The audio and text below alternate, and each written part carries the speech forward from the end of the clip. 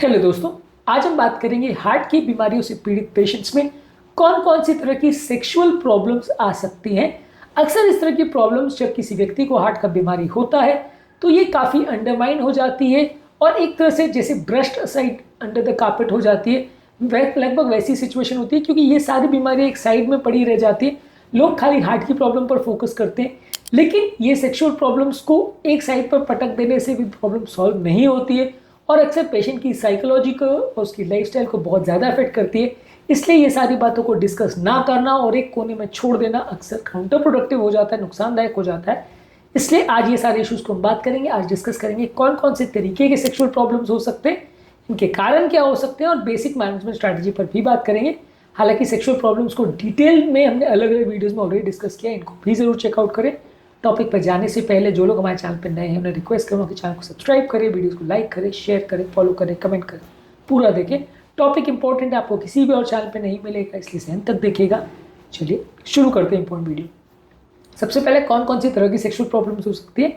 Heart की बीमारी वाले पेशेंट्स में अक्सर पेनिस की या लिंग की नलियों में कोलेस्ट्रॉल जमा होने की वजह से वो नलियों में ब्लड परफ्यूजन कॉम्प्रोमाइज़ हो सकता है, जिससे नलियों का ओवरऑल ब्लड सप्लाई कॉम्प्रोमाइज़ हो सकता है, जिससे कि जो इरेक्टाइल डिस्फंक्शन हो सकता है, यानी जब तनाव आना चाहिए लिंग में वो नहीं आ पाता है क्योंकि जो एक्स्ट्रा ब्लड सप्लाई वहाँ पे आना चाहिए वो ब्लड सप्लाई कंप्रोमाइज़ हो जाता है ब्लॉकेज की वजह से, जिसकी वजह से इस तरह के पेशेंट में इरेक्टाइल डिस्फंक्शन होता है।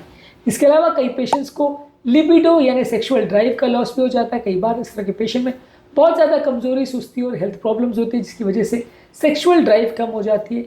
इसके अलावा इस तरह के पेशेंट्स में कई बार अराउजल या ऑर्गेज्म ये नहीं होता, यानी बहुत ज़्यादा जो उनको एक्साइटमेंट होनी चाहिए या सेक्सुअल एक्टिविटी के बाद जो क्लाइमैक्स रीच करना चाहिए, ये दोनों ही वो नहीं अचीव कर पाते हैं क्योंकि उनकी बॉडी की फिजिकल लिमिटेशन हो जाती है। और कई बार कुछ दवाइयों के साइड इफेक्ट्स की वजह से भी ऐसा हो सकता है। कौन सी दवाई ऐसा कर सकती है उसको ऑलरेडी हमने अलग वीडियो में डिस्कस किया है, लेकिन कई बार हार्ट फेलियर वाले पेशेंट में फिजिकल लिमिटेशंस की वजह से भी ये प्रॉब्लम्स आ सकती है। तो बेसिकली हार्ट फेलियर के पेशेंट्स में या हार्ट की बीमारियों से पेशेंट्स में इरेक्टाइल डिस्फंक्शन हो सकता है, सेक्सुअल ड्राइव कम हो सकती है और ऑर्गेज्म रीच करना मुश्किल हो सकता है। ये सारी तरह की प्रॉब्लम्स हो सकती है। कारण इसके कई हैं, कई सर्कुलेटरी प्रॉब्लम्स हो सकती है क्योंकि सेक्सुअल फंक्शन के लिए पेनिस की या लिंग में प्रॉपर ब्लड सप्लाई का होना और नलियों में इंक्रीज ब्लड सप्लाई होने की कैपेबिलिटी होना बहुत ज़रूरी है। ये कई बार हार्ट फेलियर के पेशेंट में कॉम्प्रोमाइज़ हो जाता है। इसके अलावा कई इस तरह के पेशेंट्स में कई दवाइयों के साइड इफेक्ट जैसे कि बीटा ब्लॉकर्स, पेशाब बढ़ाने वाली दवा, डायरेटिक्स और कुछ एंटी हाइपरटेंसिव दवाइयाँ वो अफेक्ट करती है, जिससे कि लोगों को सेक्सुअल प्रॉब्लम्स हो सकती है। कई लोगों को हार्मोनल चेंजेस होते हैं जैसे कि टेस्टोस्टेरोन कम हो जाता है, एस्ट्रोजन कम हो जाता है हार्ट फेलियर के बाद, इसकी वजह से भी उनकी सेक्सुअल लाइफ कॉम्प्रोमाइज़ हो सकती है। और कई बार कई चीज़ों से मेंटल हेल्थ लोगों की कॉम्प्रोमाइज़ हो जाती है। ज़्यादा स्ट्रेस, एंग्जाइटी और डिप्रेशन हार्ट पेशेंट्स में देखा जाता है, जिसकी वजह से उनकी सेक्सुअल हेल्थ कॉम्प्रोमाइज़ हो जाती है। और ये सारे फैक्टर्स हैं जिसकी वजह से अगर किसी व्यक्ति को हार्ट की प्रॉब्लम है तो उसकी सेक्सुअल हेल्थ कॉम्प्रोमाइज़ हो सकती है। मैनेज कैसे करेंगे? यदि किसी व्यक्ति को इस तरह का प्रॉब्लम है तो उसकी सेक्सुअल फंक्शन इंप्रूव करने के लिए प्रॉपर डिस्कशन की आवश्यकता है। क्या एग्जैक्टली प्रॉब्लम है, उसको कैसे मैनेज किया जाए, ये सारी चीज़ों पर प्रॉपर डिस्कशन होना ज़रूरी है। पेशेंट की लाइफस्टाइल में चेंज करना ज़रूरी है। एक हार्ट हेल्दी डाइट उसको देने की आवश्यकता है। वेट अगर ज़्यादा है तो कम करना है। ओवरऑल उसका सर्कुलेशन इंप्रूव करना है, ओवरऑल स्टैमिना इंप्रूव करना है। ये सारी चीज़ें आपके सेक्सुअल हेल्थ को भी इंप्रूव करेगी। इसके अलावा अगर किसी व्यक्ति को हार्ट फेलियर में साइकोलॉजिकल प्रॉब्लम है जैसे एंग्जाइटी और डिप्रेशन है तो ये भी आपकी ओवरऑल मानसिक क्षमता और सेक्सुअल क्षमता को कॉम्प्रोमाइज़ कर सकता है, तो इसको इम्प्रूवाइज करना है। रेगुलर एक्सरसाइज करने से पेशेंट की फिटनेस बेटर होगी तो उनकी सेक्सुअल हेल्थ भी बेटर होगी। और कई बार इस तरह के पेशेंट्स में आप कुछ दवाइयाँ जैसे वाइग्रा यानी सिल्डेनाफिल या टैडालाफिल जैसे साइलिस, ये मेडिसिन का प्रयोग करते हैं जो कि इरेक्टाइल डिस्फंक्शन वाले पेशेंट्स के लिए मददगार है। ये ब्लड सप्लाई को इम्प्रूव करते हैं, जिसकी वजह से नलियों में सडन ब्लड सप्लाई इम्प्रूव होता है। पेनिस में इन्गॉर्जमेंट या एनलार्जमेंट आता है, जिसकी वजह से आप नॉर्मल सेक्सुअल एक्टिविटी कर सकते हो।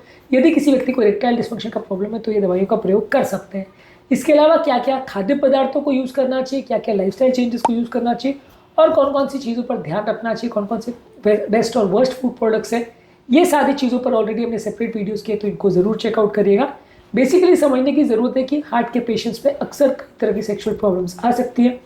उनके मैनेजमेंट संबंधित कई इश्यूज हो सकते हैं जिसको हमने अलग अलग वीडियोस में एड्रेस किया। ये सारे ही वीडियोस आपके लिए ज़रूरी है यदि आपको इस तरह की कोई भी प्रॉब्लम है। तो आज के टॉपिक में हमने बात करी कि अगर हार्ट का पेशेंट है या हार्ट की प्रॉब्लम है तो क्या क्या सेक्सुअल डिसऑर्डर्स हो सकते हैं और उसके क्या इंपॉर्टेंट कारण होते हैं। शॉर्ट में ये डिस्कशन था क्योंकि इसके बहुत सारे ऑलरेडी सब टॉपिक्स हमने किए हैं, वो अलग अलग वीडियोस में आप चेकआउट कर सकते हैं। उम्मीद करूँगा कि आज के टॉपिक में कुछ नई बातें जानने को मिली होगी।